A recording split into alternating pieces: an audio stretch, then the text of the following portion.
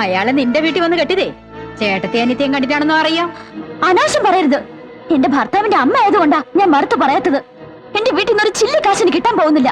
നിങ്ങൾക്ക് എന്നെ വേണ്ടെങ്കിൽ എന്നെ വീട്ടിൽ കൊണ്ടാക്ക. അയ്യടി, നിന്നെ കാർ പിടിച്ച് കൊണ്ടുവരാനും കൊണ്ടുവിടാനും ഇവിടെ ആരുമില്ല. ഇഷ്ടമില്ലെങ്കിൽ ഇറങ്ങി പോടി.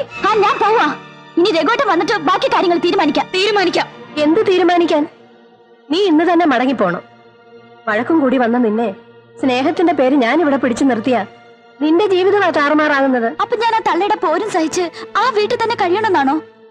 എന്നല്ല മോളെ, പെട്ടെന്നുള്ള ദേഷ്യത്തിന് എടുത്തു ചാടരുത്.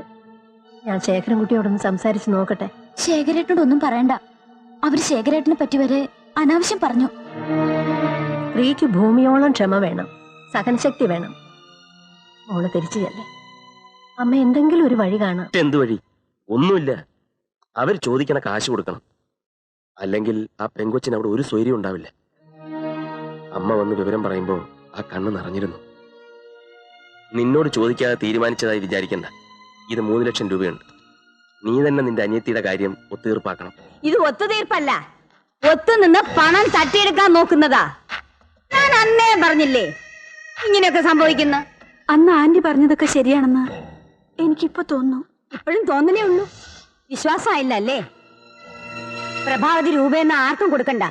ശേഖരൻകുട്ടി ചോദിച്ചാലേ കൊടുത്തു പറഞ്ഞാൽ മതി. കുട്ടിക്ക് നല്ലതിന് വേണ്ടിയാ ഞാൻ പറയുന്നത്. ശേഖരൻകുട്ടിയുടെ കാര്യത്തിലെ പ്രഭ കുറച്ചുകൂടെ പ്രാക്ടിക്കൽ ആവണം. എന്റെ മോള് രേണുവിനെ കണ്ട് പഠിക്കണം.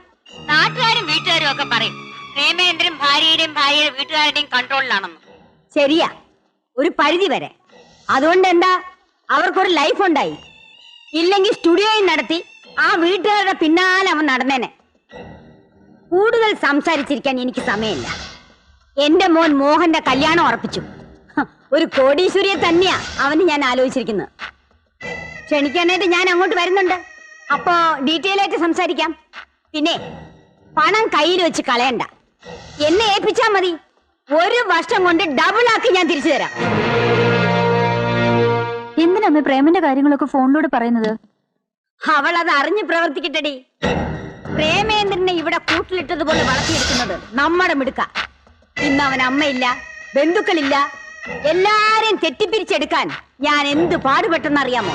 അതിരിക്കട്ടെ, പ്രേമന്റെ വീട്ടുകാരെ ക്ഷണിക്കണ്ടമ്മേ. ആ ദരിദ്രവാസികൾ വരണ്ട. വന്നാലേ വീണ്ടും പ്രേമേന്ദ്രന്റെ മനസ്സ് മാറിയാലോ.